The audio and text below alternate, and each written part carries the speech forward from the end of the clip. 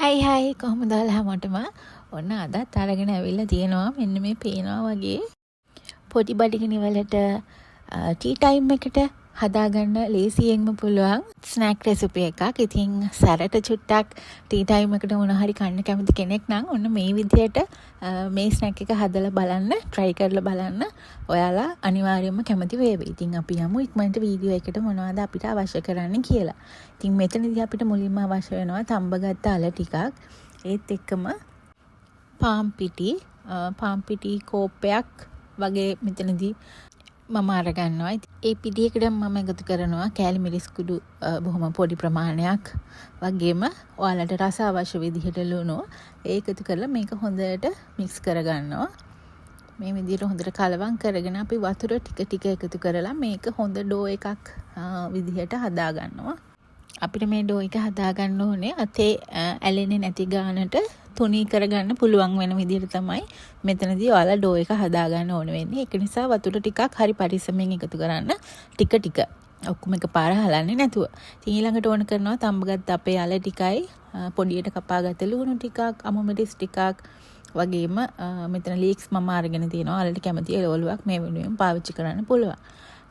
ඒ අල ටිකටම මම තව කෑලි මිරිස් කුඩු ටිකක්, ලුණු කුඩු ටිකක් වගේම ගම්බිරිස් කුඩු ටිකක් එකතු කරගන්නවා රස අනුව.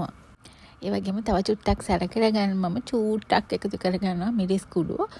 සැර අවශ්‍ය විදියට ඒක අඩු වැඩි කරගන්න පුළුවන් ඔයාලට.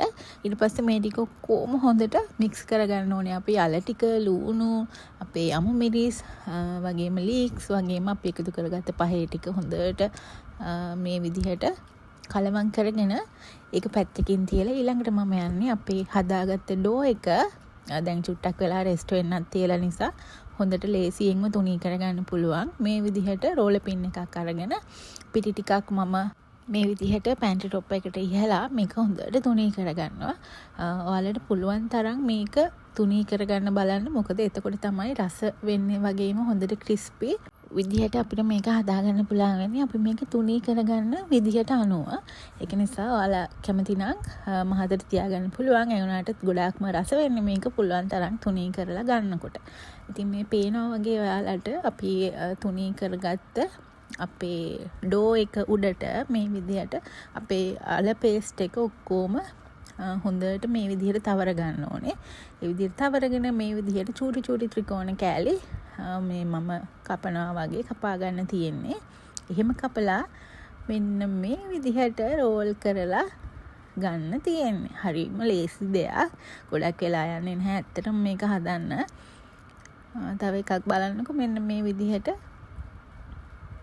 අග ඉඳලා මුලට රෝල් කරගෙන එන්න තියෙන්නේ. පීට්සා එකක් වගේ හීනියට තුනියට කපලා මේ විදිහට රෝල් කරලා ගන්නවා. හරිම ලේසියි. ඉතින් මේ විදිහට මම ඔක්කොම ටික හදාගෙන ඊළඟට යන්නේ මේ ටික ගැඹුරු තුලේ බැද ගන්න. ඉතින් ඒකට අවශ්‍ය විදිහට ඇති ප්‍රමාණයට තෙල් එකතු කරගෙන මම මේ වගේ පෑන් එකක තමයි ෆ්‍රයි කරගන්නේ. එතකොට හැම තැනටම එකම විදිහට ගින්දර තෙල් රස්නේ වදින නිසා ඔක්කොම එකම විදිහට බැදෙනවා. මැද අමු වෙන්නේ නැහැ. තැන අමු වෙන්නේ නැහැ. සමහර ඒවා නැත්තම් අමු වෙන්න ඉඩ තියෙනවා. ඔයාලා තාච්චියක වගේ බැද්දොත්. ඒක නිසා මේ වගේ පෑන් එකකම තෙල් දාලා බැද ගන්න බලන්න. ඉතින් මේ විදිහට රන්වන් පාට වෙනකන් බැද ගන්න තියෙන්නේ උඩයට මාරු කරලා ඔයාලට. ඉතින් මේ විදිහට රසි ස්නැක් එකක් බොහොම අඩු වෙලාවකින් හදා ගන්න පුළුවන් ඔයාලට. ඉතින් ටී ටයිම් එකට ඔයාලා try කරලා බලන්න. ඒ වගේම තාමත් ඔයාලා මගේ channel එක subscribe කරලා නැත්නම් channel එක subscribe කරලා bell icon එකත් click කරලා ඕල් දාලා තියාගන්න. තවත් දවසක මේ වගේම වීඩියෝ එකක් අරගෙන ඔයාලව හම්බෙන්න එන්නම්. ඔයාලා හැමෝටම සුබ දවසක්.